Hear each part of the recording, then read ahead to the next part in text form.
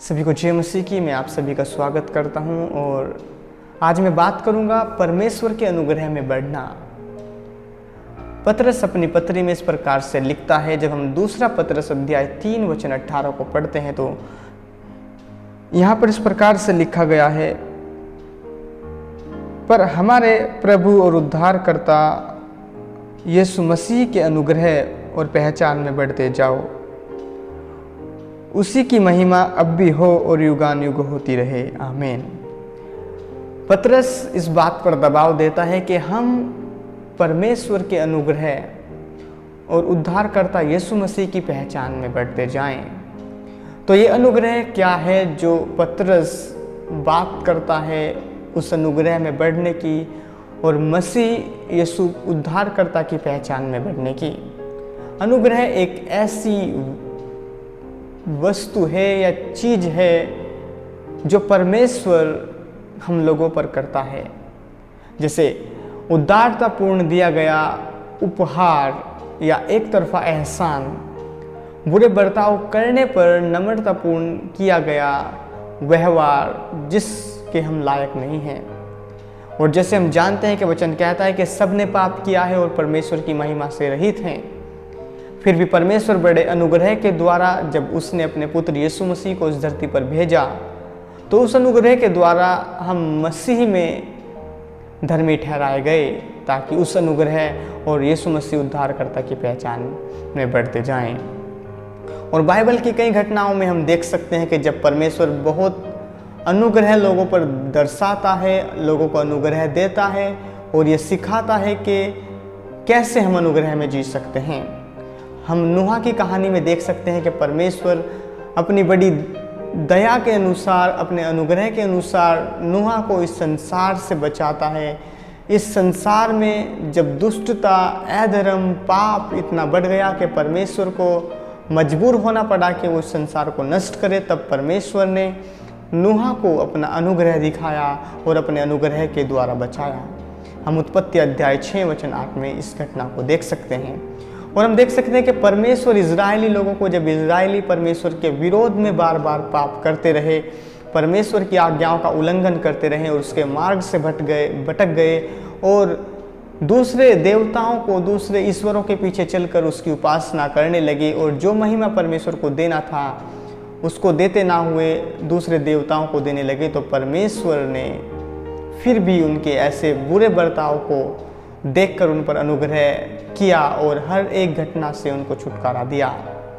और हम ये देख सकते हैं कि अनुग्रह पूरी रीति से हम लोगों को तोड़ देता है कि हम परमेश्वर के अनुग्रह को पहचानें, ताकि हम अपनी उस परिस्थिति को पहचान सके जहाँ पर परमेश्वर हमको अपने अनुग्रह के अनुसार तोड़ता है और हमें इस काबिल बनाता है कि हम पहचाने कि परमेश्वर ने अपने अनुग्रह के अनुसार हमको तोड़ा है, हमें उस स्तर तक लेकर आया है जहाँ पर हम सिर्फ ये पहचान सकते हैं कि यह सिर्फ केवल परमेश्वर के अनुग्रह से हुआ है।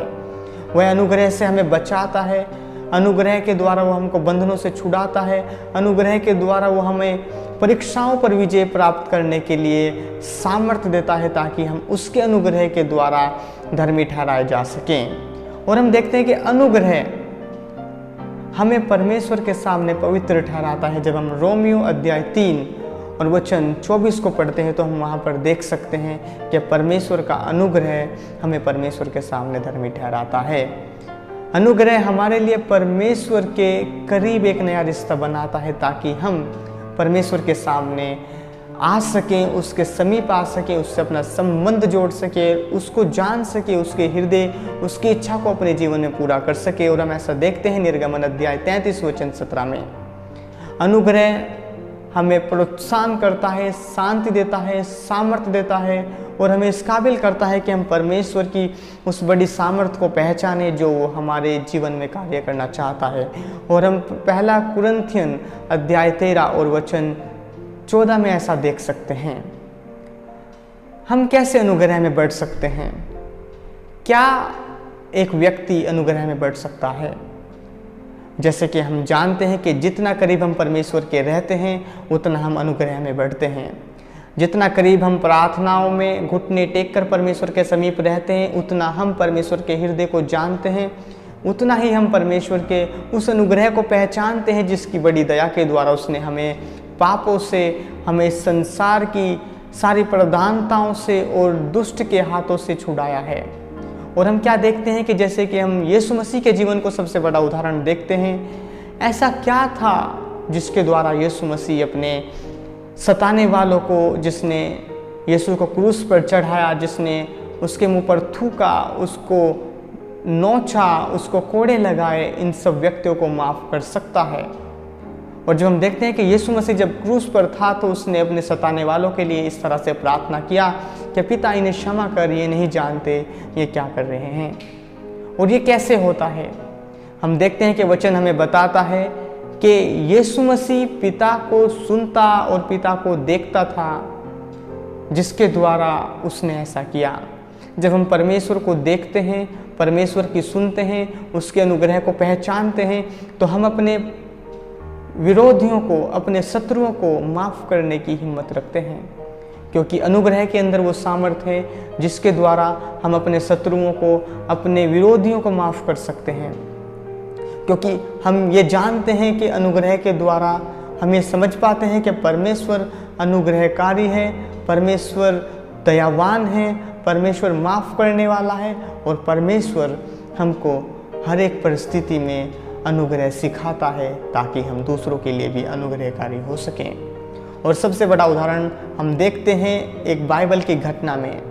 जब हम मत्ती की पुस्तक अध्याय 18 वचन 21 से 25 तक पढ़ते हैं तो हम एक कहानी को वहाँ पर देखते हैं जो एक सेवक का दृष्टांत है, जहाँ पर एक व्यक्ति होता है जिसने 100 तोड़े किसी का कर्ज लिया हुआ होता है।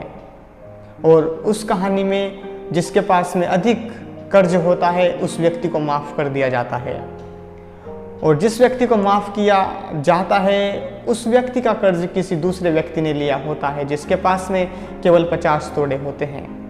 और इस घटना में हम क्या देखते हैं कि जिस व्यक्ति का कर्ज 100 तोड़े था उसको माफ़ कर दिया गया, और जिस व्यक्ति ने उससे 50 लिया था वह उस व्यक्ति को उस कैद खाने में डाल देता है, जेल में उसको डाल देता है और उससे उस कर्ज को चुकाने की मांग करता है।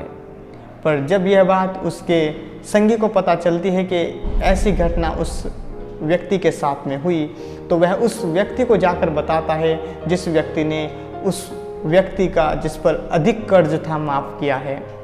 तो वह स्वामी आता है और उस व्यक्ति से बोलता है कि जब तक तू मेरी पाई ना चुका दे तब तक तू कैद खाने से ना छूटेगा। तो इस कहानी में हम क्या देखते हैं कि परमेश्वर सिर्फ एक ही मांग करता है। जब हम पढ़ते हैं और देखते हैं कि परमेश्वर यहाँ पर एक बात कहता है, मत्ती अध्याय 18 वचन 32 से 35 तक, परमेश्वर सिर्फ एक बात पूछेगा, जब मैंने तुम पर दया किया क्या तूने भी अपने संगी पर दया किया? जब मैंने तेरा कर्ज माफ़ किया क्या तूने भी अपने संगी का कर्ज माफ़ किया? और जब मैंने तुझ पर अनुग्रह दिखाया क्या तूने भी अपने संगी पर अनुग्रह दिखाया? परमेश्वर हमसे पूछता है जब हम पर अनुग्रह हुआ है क्या हमने भी किसी दूसरे पर अनुग्रह किया है? जब हम पर परमेश्वर की दया हुई है क्या हमने भी किसी दूसरे व्यक्ति पर उस दया को दिखाया है जो परमेश्वर ने हमारे ऊपर की है? और अनुग्रह और दया हम और उसकी पहचान में इस तरह से बढ़ सकते हैं कि हम परमेश्वर को देखकर और परमेश्वर को सुनकर उसके अनुग्रह और उसकी पहचान में बढ़ सकते हैं। और इसीलिए यहाँ पर पतरस वचन में कहता है, पर हमारे प्रभु और उद्धारकर्ता मसीह के अनुग्रह और पहचान में बढ़ते जाओ, उसकी महिमा अब भी हो और युगान युग हो।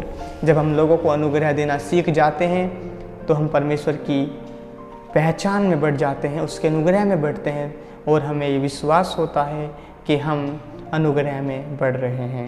आमीन।